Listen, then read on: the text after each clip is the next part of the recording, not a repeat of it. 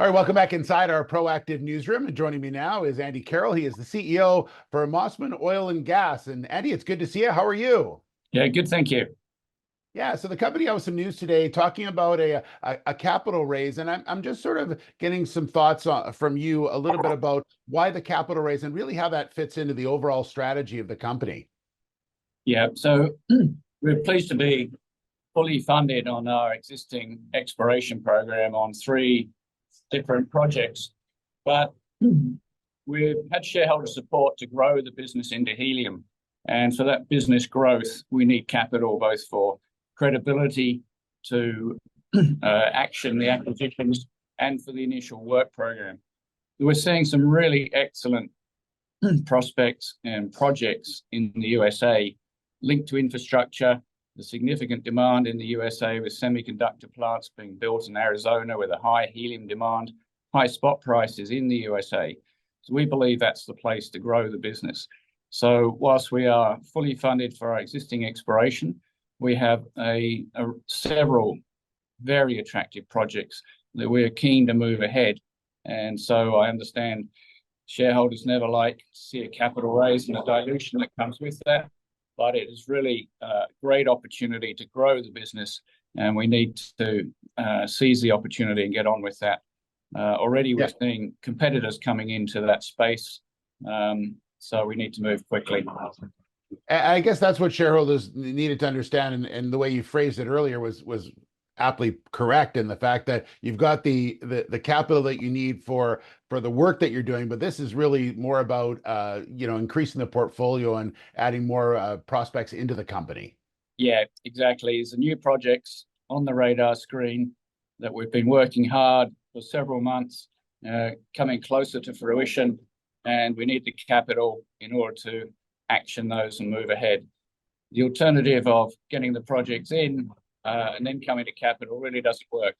The projects in the US, they need the credibility of, do you have the money? Otherwise, they're not going to talk to you. So we had to do it this way around. That makes a lot of sense. Let's talk about Vecta. That's in Colorado, and staying on this sort of helium talk. Give me an update on what's going on there. I'm sure shareholders are interested in that as well.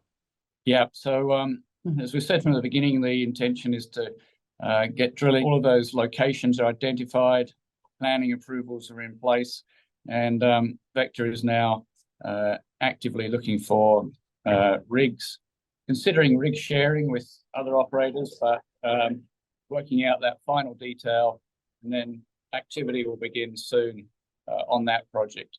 So we're very pleased to have increased our interest from 10% to 20%, and we look forward to activity in the near term on that project. We're also pleased to see, I think, our strategy vindicated with another AIM-listed company, Helium One, raising capital to invest in the Blue Star Helium project, which is also in Las Animas County in Colorado. I think they have vindicated our strategy. This is a low-cost, quick-to-production project, which is very attractive. Yeah. Andy, just on helium really quickly, a lot of people may not be familiar with why helium is on the rise, but there is a shortage of it. And if you want to use MRI machines or anything like that, helium has become so important. I think people need to understand the need for it around the world. Yeah, indeed. MRI machines, semiconductor manufacture, a wide range of uses. There's about 15 different industrial uses. And the price has just taken off in the last few years. There used to be a large storage facility in the US that's now been depleted. The US government has sold it off. And so if you look at the price of helium, it's increased very much in the recent past, and there's every sign of increasing in the future. It's absolutely necessary for some key areas like semiconductor and MRI and other industrial uses. Yeah. While we've got you here, I thought it'd be a great opportunity to update on some news that you had out on Friday with Georgina Energy and that EP155. Can you talk to me a bit about the update on what they're doing? Yeah, so we're very pleased with the progress on that permit. It's been hard work to get the Aboriginal body together. It's called the Central Land Council. So Joint Eaton has been able to arrange a meeting. At this stage, they've confirmed that meeting went ahead as scheduled. That's a very positive sign in the granting of that license over a very prospective area. So we're very pleased that that project is on track and progressing. Good stuff. Well, Andy, thank you so much for checking in with us. I know it's been a busy time for you and the team, and we appreciate all the updates you had for us today, and we look forward to our next conversation, okay? Indeed. Thank you. All right, there's Andy Carroll, the CEO of Mossman Oil and Gas.